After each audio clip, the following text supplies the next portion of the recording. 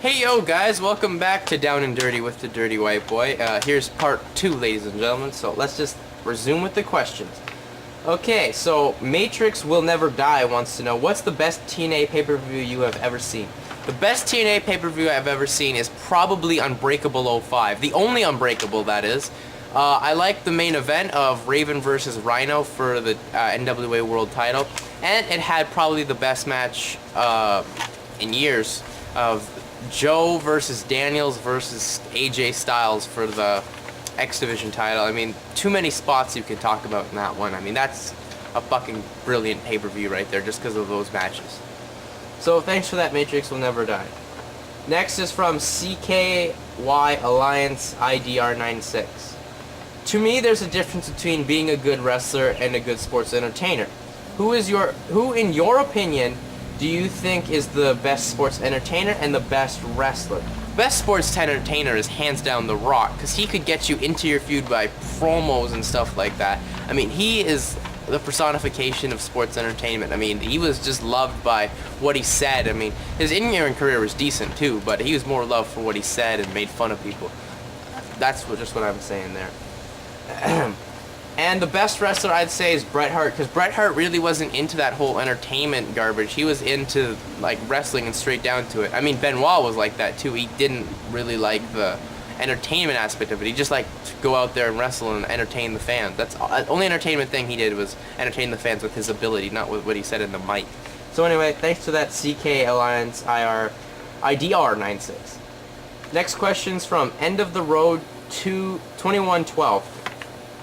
Some sources are saying, okay, this is a question relating about Edge dropping the title, and he wants to know, there's going to be a battle royal or faded. Who do you think should be the champion? Well, I personally think the champion should have been Kane. I mean, give him a title run.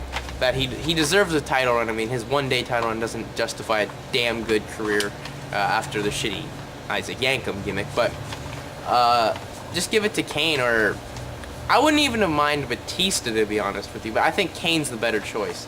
So anyway, thanks for that. Piscataway 63. What do you think of the Big Daddy V gimmick Viscera is doing now in ECW? I fucking hate it, man. I mean, I don't like how ECW's building up this shite talent and building him up and gonna give him pushes on like the big brands.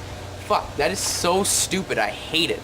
I mean, he was Mabel, and he was not a main eventer quality. Just look at SummerSlam 95. He pretty much brought down the best, after the best match, the ladder match at SummerSlam 95. He brought it down with his big, stupid, no-talented ass. I mean, he has got some moves. His spinning heel kick's decent, but that's all. I mean, don't push him.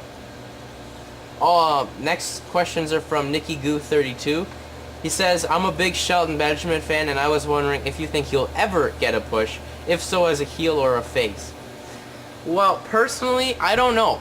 Right now, I don't think he's going to get a push. I mean, the only way, in my opinion, is he's going to get a push is by sucking Vince's dick. That's the only way I'm going to get it. But if he were to get a push, I liked him better as a face, to be honest with you. It's really odd for me saying that. I like most wrestlers as heels, but he's the wrestler I think the face was suiting beautifully. I mean, he wasn't like the guy that would defy the odds. He would just have kick-ass matches and defend his title. He was not being a classy champion, and I really like that. So thanks for that, Nicky Goo 32. Oh wait, there's two more, sorry, my bad. If you could choose one thing about the WWE, I don't know what you mean in this question, you obviously missed a word. If you could choose one thing about the WWE, what would it be? I don't know what you mean there. And his last question is, who has a better chance of being the future of WWE, Johnny Nitro or Cody Rhodes? I would probably say Cody Rhodes, because his dad, Dusty, is one of the story writers, the writers in WWE, so we could give him a big push. And I don't know, apparently he's kind of talented. I haven't seen him in action. And I think Johnny Nitro's got too much heat on him backstage, so I don't think he's going to maybe give him this year and maybe next year, and then I think that'd be it for Johnny Nitro. So thanks for those, Nicky Goo 32. Next questions from Mr. Ted 5. What other companies do you follow instead of TNA, WWE, and ROH? The only other company I really follow, per se, is a local company here in Kitchener called PWA. I mean, we had Steve Corino as our champion, and the Highlanders came from there. I mean, it's a damn good promotion. I enjoy it. Quality stuff. I mean, they were supposed to get a deal on the Fight Network, but that fell through, which sucks. And I haven't been to a show in a while since they're doing shows all the way in Brampton now, which is crappy, but whatever. You know. Anyway, thanks for that, Mr. Ted 5. Next question's from Wrestler Roids. By the way, go check out his videos. He's got a sweet concept, man, of wrestling trivia. I just love that concept. But anyway, his question is, just a quick question, which is, do you think Kane will win at the Great American Bash? I hope he beats Khali now. I mean, Kane, I think the whole wrestling world hopes Kane defeats Khali, which is going to be a shit-A match, because they had a shit-A match at WrestleMania 23, but it's just going to be a shitty match. But I hope he wins. And do you think Viscera's new gimmick on ECW will repeat of Snitsky gimmick? Well, that's the whole intended purposes of him being Big Daddy V, and I think it probably will. I think it'll be Cena versus Big Daddy V. Yeah. Anyway, next questions are from Reza Ramon 989. Just a couple of questions I wanted to ask you, he says. Scott Hall is back and appears to be in reasonable shape. Can WWE or TNA afford to give him another chance? I don't know. I think they can, but I personally wouldn't, because Scott Hall has had way too many chances. I mean, he's one of my favorite wrestlers. I'm a big-ass Razor Ramon mark, but I don't think you can give him the chance. I mean, the only place I can see him going is TNA, because he lives in Florida and stuff, but he's already had 2 runs in TNA. But I think you could tie him up with Nash. But Nash is doing his big thing with the machine gun, so I don't think he's needed anymore, guys. I think he just should retire. If he does come back, would you rather see an NWO reunion, an Outsiders reunion, or see Hall compete as a singles wrestler?